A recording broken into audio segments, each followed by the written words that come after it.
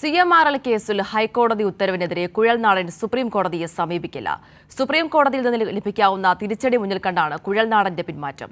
Supreme കോടതിയിലും കൂടി തോൽക്കുന്നത് പാർട്ടിക്കുള്ളിൽ നില പരുങ്ങലിലാക്കുമെന്ന കുഴൽനാടന്റെ തിരിച്ചറിവും പിന്മാറ്റത്തിന് കാരണമാണ്. തുടർ നിയമ പോരാട്ടത്തിൽ നിന്നും മാത്യു കുഴൽനാടനെ പിന്തിരിപ്പിക്കുന്നത് രണ്ട് ഘടകങ്ങളാണ്. ഒന്ന്, അപ്പീൽ പോയാൽ സുപ്രീം കോടതിയിൽ നിന്നുകൂടി ലഭിക്കാവുന്ന ഇരട്ട പ്രഹരം. രണ്ട്, വീണ്ടും ഒരു തിരിച്ചടി ഉണ്ടാക്കുന്നത് പാർട്ടിക്കുള്ളിലെ നില പരുങ്ങലിലാക്കും എന്ന തിരിച്ചറിവ്. നിയമവശമാണ് കുഴൽനാടനെ കൂടുതൽ കുഴയ്ക്കുന്നത്. റിവിഷൻ പെറ്റീഷനിലെ വിധിയായതിനാൽ സുപ്രീം കോടതിയിലാണ് ഇനി അപ്പീൽ സാധ്യമാകുക. എന്നാൽ ഹൈക്കോടതി വിധിന്യായത്തിലെ പരാമർശങ്ങൾ കുഴൽനാടൻ്റെ അപ്പീൽ പ്രതീക്ഷകളെ അപ്പാടെ തകർക്കുന്നതാണ്. ആരോപണങ്ങൾക്കൊരു തെളിവും കുഴൽനാടന് ഹാജരാക്കാൻ കഴിഞ്ഞിട്ടില്ല എന്നതാണ് വിധിന്യായത്തിലെ ഒരു പ്രധാന കണ്ടെത്തൽ.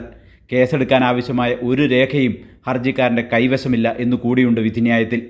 പുതിയ തെളിവ് എന്തെങ്കിലും ലഭിച്ചാൽ വീണ്ടും വിജിലൻസ് കോടതിയെ സമീപിച്ചോളൂ എന്നാണ് ഹൈക്കോടതി ഹർജിക്കാരനായ മാത്യു കുഴൽനാടനോട് പറഞ്ഞത്. സുപ്രീം കോടതിയിൽ അപ്പീൽ സമർപ്പിച്ചാലും ഇതിനപ്പുറം ഒരു വിധി അഭിഭാഷകൻ കൂടിയായ മാത്യു കുഴൽനാടൻ പ്രതീക്ഷിക്കുന്നില്ല. ചുരുക്കത്തിൽ തുടർ നിയമ പോരാട്ടത്തിനുള്ള എല്ലാ വാതിലുകളും അടയ്ക്കുന്ന വിധിയാണ് ഹൈക്കോടതി സിംഗിൾ ബെഞ്ചിൻ്റേത്. അതുകൊണ്ടാണ് സുപ്രീം കോടതിയെ സമീപിക്കും എന്ന് മാത്യു കുഴൽനാടൻ പറയാതിരുന്നതും. സുപ്രീം കോടതിയിൽ നിന്നുകൂടി തിരിച്ചടി ലഭിച്ചാൽ തൻ്റെ അഭിഭാഷക ജീവിതത്തിൽ മാത്രമല്ല രാഷ്ട്രീയ ജീവിതത്തിലും അത് ഇരട്ട പ്രഹരമാകും എന്ന് മാത്യു കുഴൽനാടൻ ഇപ്പോൾ തിരിച്ചറിയുന്നുണ്ട്. ഹൈക്കോടതി വിധി പാർട്ടിക്കുള്ളിൽ മാത്രമല്ല മുന്നണിക്കുള്ളിലും കുഴൽനാടനെ ഒറ്റപ്പെടുത്തി. തെളിവില്ലാത്തൊരു കേസിൽ എന്തിന് നിയമ പോരാട്ടത്തിനിറങ്ങി എന്നതാണ് കുഴൽനാടനെതിരെ പാർട്ടിക്കുള്ളിൽ നിന്നും UDFിൽ നിന്നും ഉയരുന്ന ചോദ്യം. കേവലം ഒരു ഡയറിയിലെ കുറിപ്പുകളായിരുന്നു പിണറായി വിജയനെതിരെ കുഴൽനാടൻ്റെ കൈവശമുള്ള ആകെ തെളിവ്.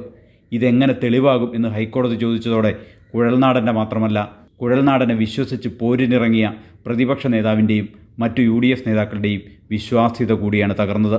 സുപ്രീം കോടതിയിൽ നിന്നുകൂടി തിരിച്ചടി നേരിട്ടാൽ അതുണ്ടാക്കുന്ന പ്രത്യാഘാതം മാത്യു കുഴൽനാടന് ഇപ്പോൾ ആലോചിക്കാൻ കൂടി വയ്യ. സാലി മുഹമ്മദ്, കൊച്ചി.